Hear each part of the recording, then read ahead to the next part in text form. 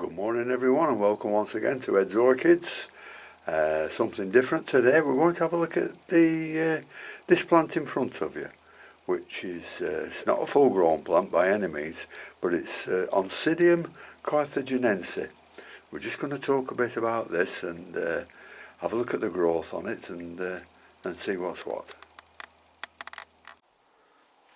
Now, I haven't got the facilities to put up a picture of these on my videos, but they are such a beautiful plant. I think there's 6 petals on them, and they're all sorts of colours: reds, yellows, pinks, purples, and such like that.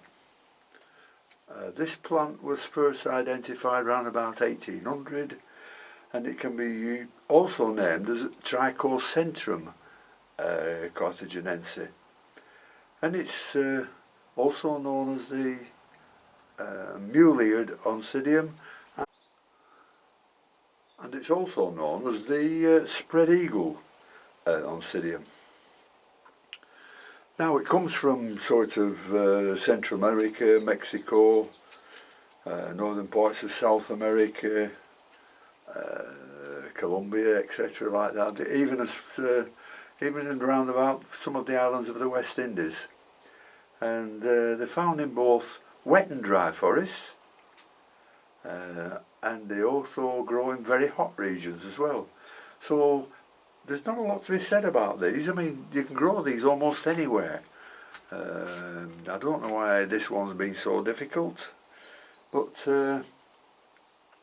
that's what they are anyhow. They're epiphytes, but what am I going to say about this? But as you see, this one's potted because they get too large to be mounted and used as epiphytes. So really, you've got to plant these in pots. Now, the cultural suggestions for these, as with all types of orchids, as that's not the only way to keep them. You know what I mean? They have to become adapted to your conditions. But be aware of the light. They need very good light and a humidity average of around 60%. As for watering, well, in the summer months they require plenty of water, but once the new growths have developed, then you can cut back on the watering for the autumn and the spring and the winter. Being epiphytes, they need plenty of air, so make sure you plant them in a very open mix so air can get to the roots. Don't ever let the medium that they're in get compacted, otherwise it will soon kill off the roots. I mean, you've got to use a very loose medium which stays very loose. That's why I wouldn't grow these in sphagnum, for the reason of compaction of the media. It's you know, when sphagnum's been in quite some time, it tends to dry and get wet, and slowly compacts, and it also becomes more acid-like in structure.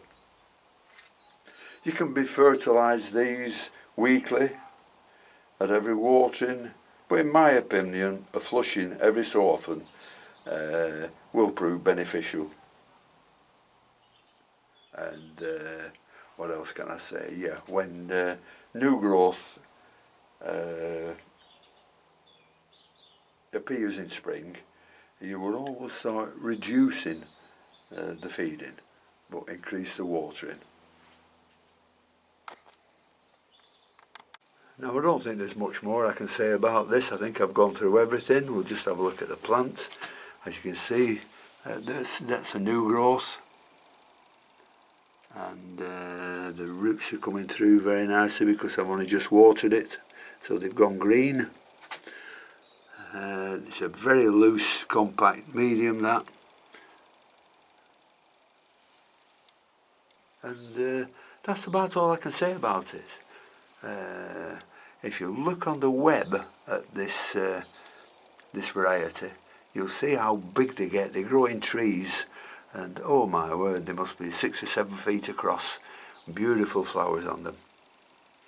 And yeah, that's all I can say about this Carthaginense Oncidium. So we'll go on to the next one.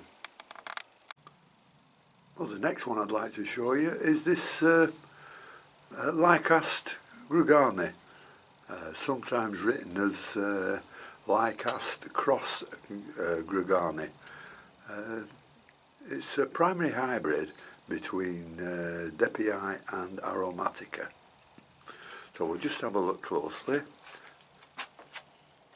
Beautiful leaves on it, 2 beautiful new growths.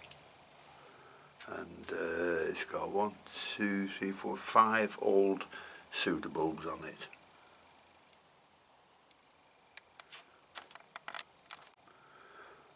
The plant comes from Mexico and the surrounding areas. The flowers are the typical my mind's not working today somehow. The flowers are typical of Lycaste flowers, and they're yellow, these ones. This plant requires compost which holds water, but also has a good drainage. So I'd use a medium bark with sort of a mixture of the bark, grow stones, pumice, perlite and charcoal. A minimum temperature of 50 degrees and a maximum in the 80s. And this can also be kept in a cool greenhouse in the winter months.